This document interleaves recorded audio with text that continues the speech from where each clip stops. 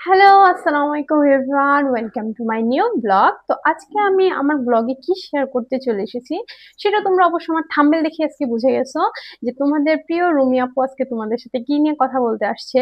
আসলে মোট কথা হচ্ছে, তোমরা অনেকেই, আমি যখন লাইভ করি তখন অনেকেই আমাকে জিজ্ঞেস করো, আপু তুমি মনিটাইজেশন কিভাবে পেলে, আপু তুমি কয়টা ভিডিও আপলোড করো, আপু আমাদের ভিউজ কেন কমে গেছে, আপু কি করলে ভিউজ বাড়বে। মানে অনেকের অনেক প্রশ্ন, যারা নতুন ইউটিউবার। আমিও আহামরি যে নতুন পুরাতন হয়ে গেছি সেটাও না। আমিও বেশ কিছুদিন হয়ে, মানে হয়েছে যে আমিও এসেছি, বা এটা তোমাদের মাধ্যমেই হয়েছে। কারণ তোমরা যদি আমাকে সাপোর্ট না করতা, কখনোই এখানে আসা সম্ভব হতো না। এর মানে কৃতজ্ঞতা প্রকাশ করেও আমি মানে শেষ করতে পারবো না। কারণ ইউটিউবে যখন আসে কেউ, সবারই একটা স্বপ্ন নিয়ে আসে যে আমি একজন ইউটিউবার হব, বা ইউটিউব থেকে একটা সোনার হরিণ পাবো। এটাই আমার কাছে, এটা মানে একটা সোনার হরিণই। কারণ এই জিনিসগুলো আসলে সচরাচর কেউ পায় না। তো যাদের ভাগ্য ভালো এবং যারা হচ্ছে অনেক পরিশ্রম করে, এখানে হচ্ছে সব থেকে বেশি যেটা ইম্পর্টেন্ট সেটা হচ্ছে তোমার পরিশ্রম। তুমি যদি পরিশ্রম করতে পারো, তুমি অবশ্যই সাকসেস হবা। সেটা তুমি যে ক্ষেত্রেই করো না কেন, ইউটিউব হোক বা যে কোনো কর্মস্থল থেকেই হোক। আর আজকে আমি এই জন্যই ভিডিওটা বানালাম যে আমি আসলে ভিডিওটা অনেক আগে দিয়ে বানাইতে চাইছিলাম, কিন্তু আমার মনে হলো যে না, আজকে আমি বানাই। আমি সুযোগটা খুঁজছিলাম যে কবে একটু সময় বের করব, যেহেতু আমার ছোট ছোট বাবুরা আছে বা আমার দুইটা বাচ্চা আছে, সো ওদেরকে রেখে মানে ভিডিও করাটা আসলে আমার জন্য অনেক টাফ হয়ে যায়। তারপরও আমি চেষ্টা করি, আমি কিন্তু হাল ছাড়িনি। তো যারা আমার ভাইয়েরা আছো, ভালোবাসার বোনেরা আছো, প্রথমে আমি তোমাদের অনেক অনেক ধন্যবাদ জানাই। আর ধন্যবাদ জানাইলে মনে ছোট হয়ে যাবে, আসলে সবার নাম এখানে নেওয়া সম্ভব না। আর যাদের নাম মনে আছে তাদের নামও যদি আমি এখানে বলি, তাহলে বাহিরা মন খারাপ করবে যে আপু আমাদের নাম নিল না। আসলে সবার নাম তো আসলে মনে রাখা সম্ভব না। তো দয়া করে আজকে আমার কথাগুলা শুনবা মনোযোগ সহকারে। প্লিজ কেউ স্কিপ করবা না, শুনলে অবশ্যই তোমাদের ভালো হবে। কিছুটা হলেও ভালো হবে, উপকারে আসবে। কারণ আমি কিভাবে এই জায়গায় আসলাম বা কিভাবে কি করলাম, তো সেটাই সম্পর্কে আমি আজকে তোমাদেরকে বলবো। আমি আসলে ঠিক মতো গুছিয়ে কথা বলতে পারি না, তারপরেও যতটা চেষ্টা করেছি অবশ্যই বলবো। সেটা হচ্ছে, ফার্স্ট টাইম আমি একটা স্কুলে জব করতাম। তো তারপর হচ্ছে আমার ছোট একটা বাবু আমি কনসিভ করি, তো তারপরে আমার ছোট বাবুর জন্য আমি মানে আর জবটা কন্টিনিউ করতে পারি না। আর আমার মনে হয় যে প্রত্যেকটা মেয়েদেরই উচিত কিছু না কিছু করা। প্রত্যেকটা মেয়েরই হচ্ছে স্বাবলম্বী হওয়া। কারণ প্রত্যেকটা মেয়ে যদি স্বাবলম্বী না হয়, তাহলে হচ্ছে তুমি কখনো, তো যেটা বলতেছিলাম সেটা হচ্ছে আমার প্রথমে, তো তারপরে আমার মনে করি যে প্রত্যেকটা মেয়েরই স্বাবলম্বী হওয়া উচিত। কারণ নিজে যদি নিজে না কিছু না করতে পারো, যদি হাজবেন্ড থাক, হাজবেন্ডের ইনকাম ভালো থাক, তারপর আমার মনে হয় যে মেয়েদের কিছু করা উচিত, মেয়েদের শখ পূরণের জন্য হলেও কিছু করা উচিত। সবসময় ছেলেদের উপর ডিপেন্ড না করাই আমি মনে করি ভালো। যারা ম্যারিড আছে তারা হাজবেন্ডের কথা বলবো, যারা আনম্যারিড আছে তারা অবশ্যই তাদের বাবার কথা বলবো। কারণ তারা অনেক কষ্ট করে ইনকাম করে, তো সবসময় তুমি তোমার স্বভাবটা তাদের উপর চাপিয়ে দিতে পারো না। তোমার একটা সময় গিলটি হবে যে আমার বাবা আমার শখ আর কত পূরণ করবে, বা আমার হাজবেন্ড আমার শখ আর কত পূরণ করবে। তো যাই হোক, বেশি কথা বলবো না। আর সেটা হচ্ছে, তো তখন আমি মনে মনে ভাবলাম যে আমি একটা ইউটিউব চ্যানেল খুলি। তখন আমি আমার হাজবেন্ডের সাথে অবশ্যই পরামর্শ করে নিয়েছি, যেহেতু এখন আমার হাজবেন্ড আমার একমাত্র ভরসা। তো আর হ্যাঁ, অবশ্যই তুমি যেটাই করো না কেন সেটার জন্য তোমাকে অবশ্যই কেউ না কেউ সাপোর্ট নিতে হবে। তোমার পাশে কারো না কারো থাকতে হবে। তোমাকে যদি কেউ সাপোর্ট না করে, তুমি কিন্তু কখনোই আগাইতে পারবা না। সেটা তোমার ফ্যামিলির মেম্বার একজন হলেও লাগবে। সো আমার হাজবেন্ড আমাকে প্রচন্ড সাপোর্ট দিচ্ছে, বলছে সমস্যা নাই তুমি করো। তো আমি প্রথমে চ্যানেল খুলি, দেন হচ্ছে ভিডিও আপলোড করি। তো আমার না ভালো লাগতো না যে ভিডিও আপলোড করতেছি, কি হচ্ছে, মানে কোনো কিছু দিয়ে আর কি মানে আগাইতে পারতেছিলাম না। তো মন খারাপ করলাম। তো তারপরে আমি ভিডিও করা অফ করে দিলাম। তো অফ করার পরে হচ্ছে আমি বললাম, কি ব্যাপার, আমার ভিউজ আসে না কেন, ভিডিও আর করবো না, মানে অফ করে দিছি। ওই যে ধৈর্য হারা হয়ে গেছিলাম, তো অফ করে দিছি। তারপরে হচ্ছে আমি আবার আবার আমার মনে হলো যে না, আমি আমি আরো কিছু আপুদের ভিডিও দেখতাম, তারা এরকম ব্লগ দিত, বা আমি তাদের ভিডিও দেখে দেখে ইন্সপায়ার হতাম যে উনারা করতেছে, আমি কেন পারবো না। উনারা যদি পারে, উনারা যদি ঘরের সংসারে কাজকর্ম করে, উনারা যদি পারে, আমি কেন পারবো না, আমার মধ্যে কি কম আছে যে আমি পারবো না। শোনো, সবার মধ্যে আল্লাহ ট্যালেন্ট দিয়ে রাখছে, সবার মধ্যেই ক্ষমতা আছে। শুধু দরকার হচ্ছে চেষ্টা, আমাদের চেষ্টা থাকতে হবে। তো আমি আবার ইউটিউব আবার ওপেন করলাম যে না, আমি আবার হচ্ছে ভিডিও আপলোড করব, আমি আবার ভিডিও ছাড়বো। যা আছে দেখি কোন পর্যন্ত যেতে পারি। তো সেখানে হচ্ছে আমি ভিডিও আপলোড শুরু করলাম। তো ফার্স্টে হচ্ছে আমি ফেস দেখাতে আসতে খুবই ভয় পাইতাম যে কে কি বলবে না বলবে, মানে এগুলো নিয়ে খুব গিল্টি ফিল হতো যে ফেস দেখে ভিডিও ছাড়বো, অনেকে তো অনেক কথা বলতে পারে। তো এই যে অনেকে অনেক কথা বলতে পারে, এই ধারণাটা যদি আমরা আমাদের মধ্যে নিই তাহলে কিন্তু কখনোই আমাদের কিছুই করা হবে না। কারণ মানুষের মুখ আছে বলার জন্য, মানুষ তো আমাদের বলবেই। আর হ্যাঁ, মানুষের খারাপ দিকও থাকে, ভালো দিকও থাকে, আমাদের সবসময় ভালো দিক থেকে আগাইতে হবে। খারাপ দিক থেকে যদি আমরা আগাইতে যাই তাহলে কখনোই আমরা সাফল্য হতে পারবো না, সফল হতে পারবো না। কারণ মানুষ দুই দিক থেকেই বলবে। তুমি যদি ভালো কিছু করো, তোমার অবশ্যই পরনিন্দা করবে, কারণ সে তো কিছু করতে পারবে না, তো তোমার পিছনে সে অলওয়েজ পড়ে থাকবে যে কেন করতেছে, এগুলো তো ভালো না, এটা কেন করতেছে। আবার তুমি কিছু না করলে তাতেও তোমার প্রবলেম। তো এজন্য তুমি কি করবা, তোমার মন যেটা চাচ্ছে তুমি কি করবা, তোমার জন্য যেটা ভালো হবে তুমি সেটাই করবা। কে কি বললো না বললো সেদিকে একদমই কান দেওয়া যাবে না।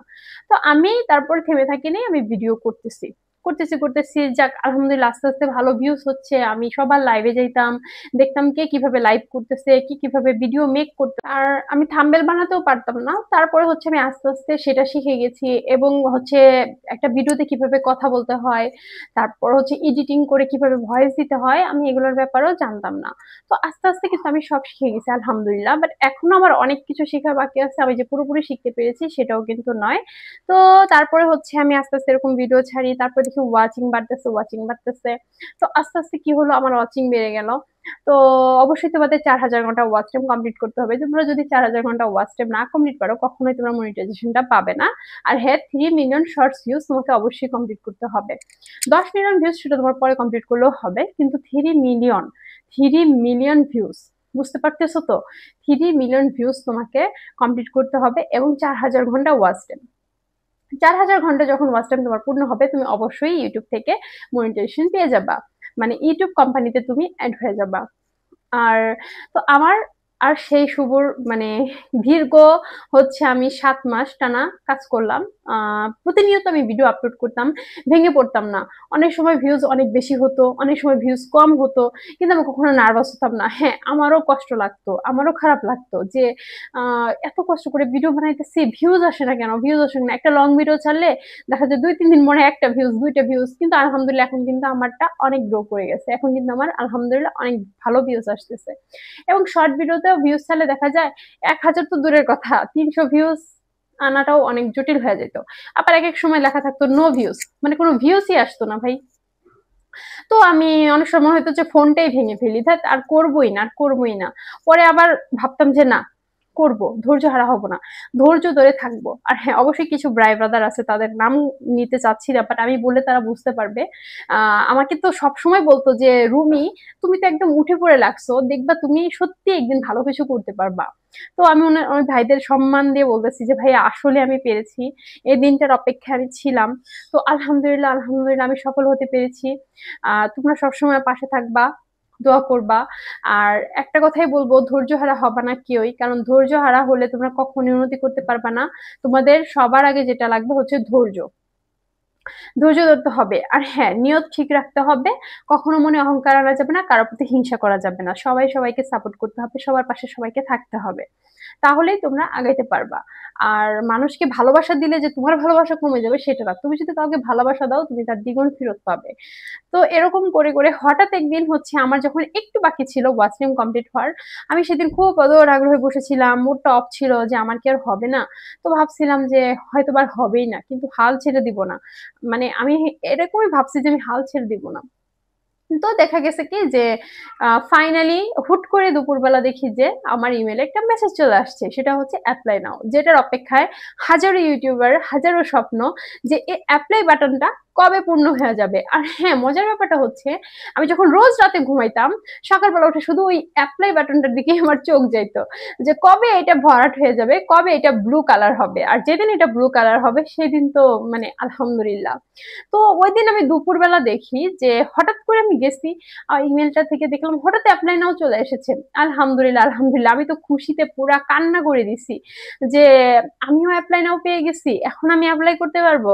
তো আমি সেই খুশির মুহূর্ত আর ধরে রাখতে পারিনি, আমি সাথে সাথে তোমাদের সাথে শর্ট ভিডিওতে শেয়ার করে দিয়েছিলাম। আর আজকে আমি তোমাদের সাথে এটাই শেয়ার করছি। তো আমাকে দেখে তোমরা অবশ্যই বুঝতে পারছো যে আমি কিভাবে কি স্টেপ বাই স্টেপ চলে আসছি। আমি জানি না তোমাদের আমি কতটুকু বোঝাতে পেরেছি, বাট এতটুকু তোমরা বুঝতে পারছো যে আমিও অনেক ধৈর্য ধরেছি, অনেক কষ্ট করেছি, না খেয়ে না ঘুমিয়ে আমি ইউটিউবের পেছনে অনেক পরিশ্রম দিয়েছি, যেহেতু আমার 2টা বেবি আছে, আমার সংসার আছে।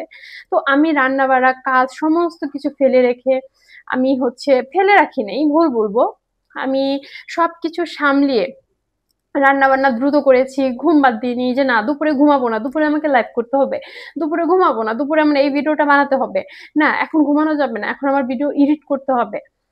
মানে এই চিন্তাধারা সবসময় আমার মাথায় থাকতো। তো আলহামদুলিল্লাহ আলহামদুলিল্লাহ আমি কিন্তু সত্যি পেরেছি। তো বোন এবং ভাইরা যারা যারা নতুন ইউটিউবার আছো, ধৈর্য হারা হবে না, আর খুব দ্রুত কিছু করতে যাবে না, সবকিছুই হবে আস্তে আস্তে হবে।